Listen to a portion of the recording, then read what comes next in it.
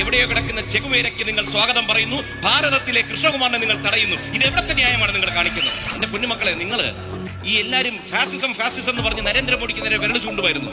ഇന്ന് നിങ്ങൾ കാണിക്കുന്നതാണ് ഫാസിസം. ഇന്ത്യയിൽ നിങ്ങൾ പഠിക്കുന്നു. നിങ്ങളുടെ ഭാവി എന്താണ്? നിങ്ങൾക്ക് ഇന്റേൺഷിപ്പിന് പോകണമെങ്കിൽ ഈ കൊല്ലത്തോ പരിസരത്തോ ഏതെങ്കിലും ഒരു സ്ഥാപനമുണ്ടോ നിങ്ങൾക്ക് ഇന്റേൺഷിപ്പ് തരാൻ? നിങ്ങൾക്ക് ഇവിടുന്ന് തമിഴ്നാട്ടിൽ പോകണം, ആന്ധ്രയിൽ പോകണം. നിങ്ങൾ എന്നും കുറ്റം പറഞ്ഞുകൊണ്ടിരിക്കുന്ന യുപിയിലോട്ടും ഗുജറാത്തിലോട്ടും ഇനി പോകേണ്ടി വരും. അതാണ് ഇപ്പോഴത്തെ അവസ്ഥ. കാരണം ആ നാട് വികസനത്തിന്റെ പാതയിലും നമ്മൾ മുരടിപ്പിന്റെ പാതയിലുമാണ്. 40ഓളം കൊല്ലം, 4 ദശാബ്ദങ്ങൾ ഇവിടെ അടഞ്ഞു കിടന്ന ബൈപ്പാസ് എന്ന് പറഞ്ഞത് നരേന്ദ്രമോദി 2014 വന്നതിന് ശേഷം മാത്രമാണ് അതിന്റെ പണി ആരംഭിച്ചത്.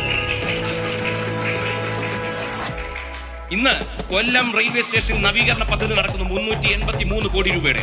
അത് ഇവിടത്തെ എം പി പറയുന്ന എം പിയുടെ ക്രെഡിറ്റിലാണെന്ന്. ഒന്ന് ചോദിച്ചോട്ടെ, ഒരു എം പിയുടെ ഫണ്ട് ഒരു കൊല്ലത്തിൽ 5 കോടി മാത്രമാണ്. അപ്പൊ ഈ ബാക്കിയുള്ള 350 എവിടെ നിന്ന് വരുന്നു? അപ്പൊ നിങ്ങൾ മനസ്സിലാക്കണം, ഭാരതമൊട്ടാകെ 500 ചില്ലുവാൻ റെയിൽവേ സ്റ്റേഷനുകൾ നവീകരിക്കുന്നതിൽ നമ്മൾ ഭാഗ്യം ഉള്ളവരായതുകൊണ്ട് നമുക്ക്